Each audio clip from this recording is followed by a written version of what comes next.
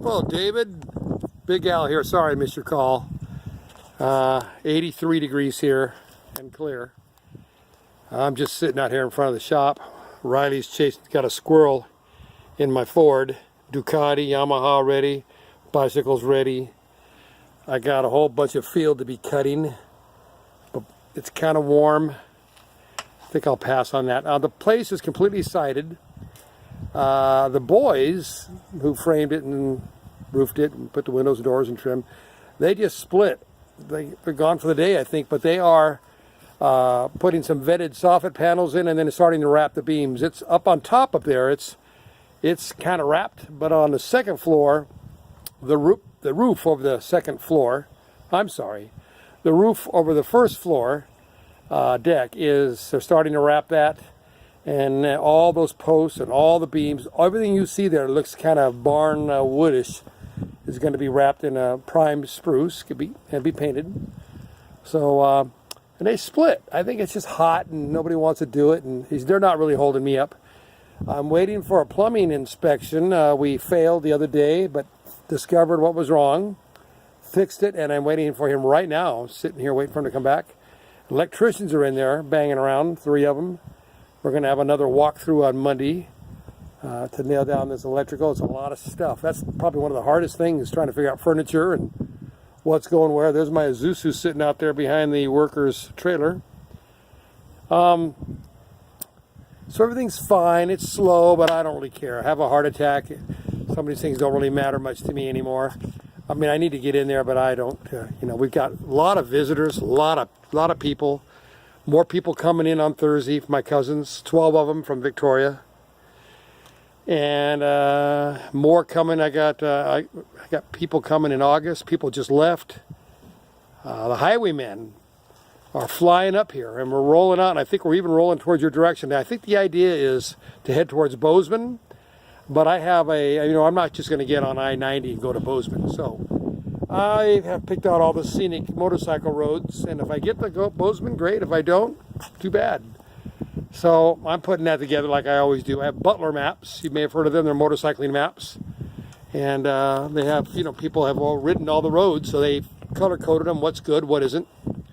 They're made of a really heavy-duty material. You can't tear them. It's pretty neat. So if you're out there in the rain or something, whatever, they won't tear. Pretty cool. Butler maps. I got Idaho in there. If something happens and I should wander down around you somewhere, I'm certainly going to be around Lewiston, but maybe I'll give you a jingle just to see if you're around for lunch or something. There'll be 4 of us: Bill Keenan, Jim Heron, Bill Martin, Al Arnold, the highwayman. Bill Martin is afraid to fly, so he's riding his Harley all the way to my house, and then we're going to roll out that way. I think when we get to Bozeman, I think he's going to head home from there.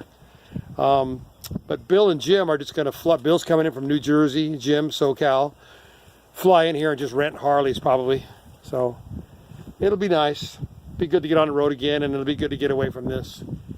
It's a bit much. Takes its toll, that's for sure. But it's an adventure, and no big issues so far. I mean, there's tons of issues, but I'm in there. When these people leave, I go in there and start to pick up work, a little bit of framing and plumbing and things that I can do that I don't need to pay them to do, and I think I'll do better than them, kind of thing. But I do it after hours, so I'm out here cutting in the dark, or till 9:30 anyway.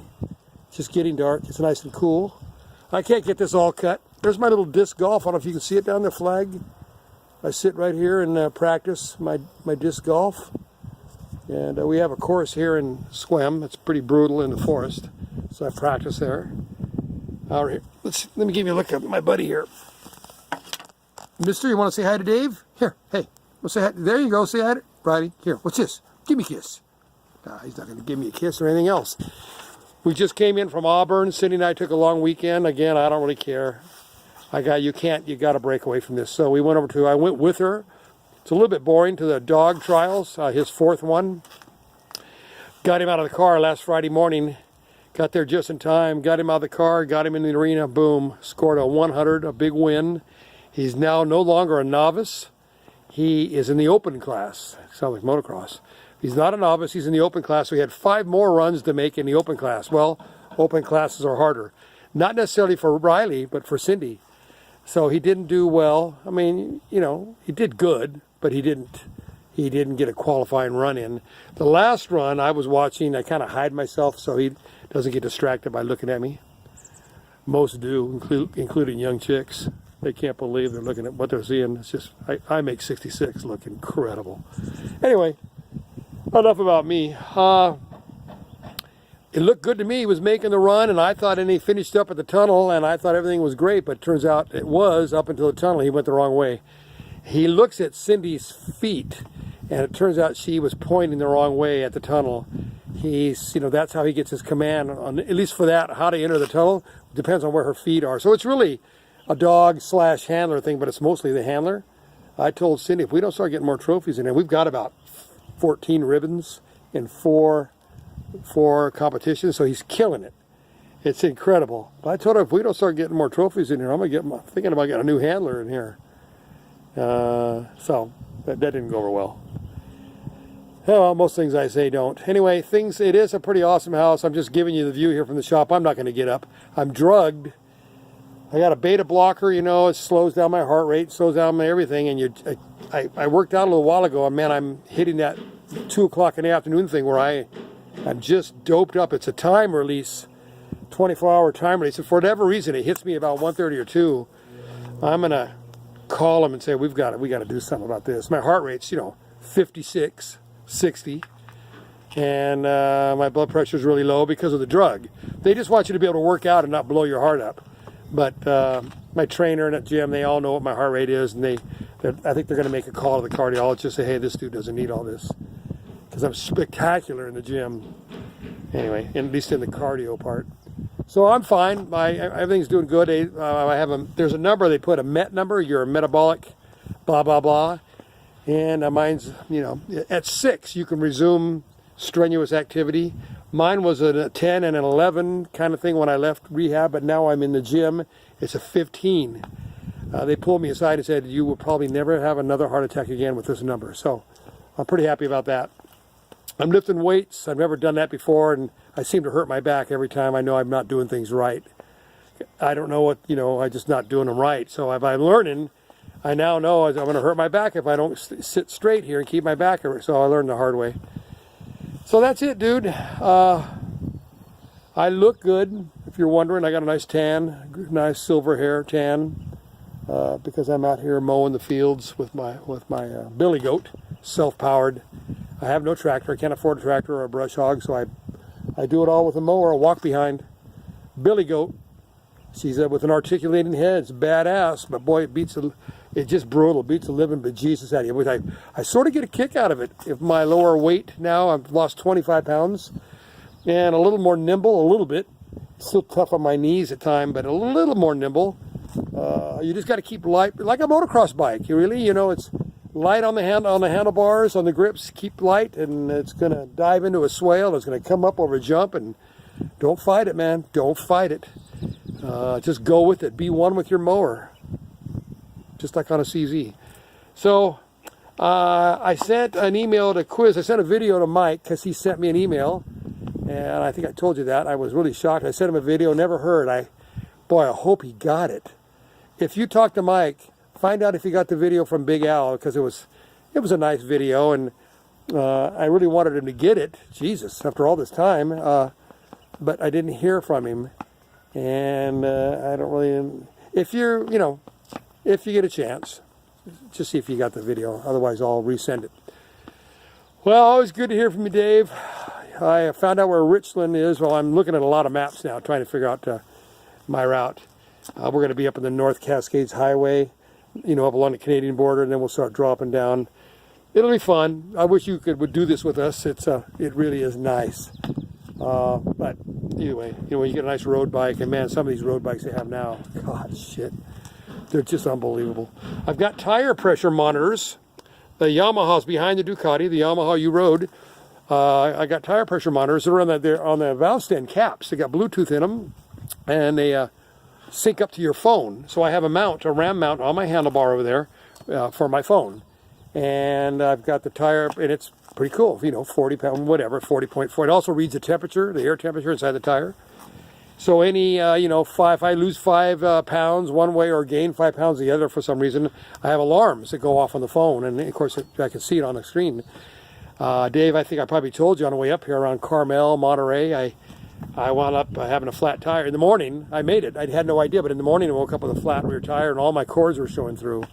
And when I rolled into Santa Cruz that night, I was rolling along at 80 miles an hour with the boys cutting through traffic, and I'm thinking, oh man, I mean, talk about having God watching over you or something, Jesus. So anyway, now I'll have this right on my handlebar. I'll know, new bikes, all the new bikes have this stuff, but I'll have it on my handlebars and I'll be ready to go. I know right where I sit. So say hello to Jan. I hope everything's working out for you. Scott Birdsall, just saw him yesterday, bought a home off the internet without looking at it. And he's all excited, but he bought it, but he can't pay for it till the money comes from this house. He's leaving in about a week.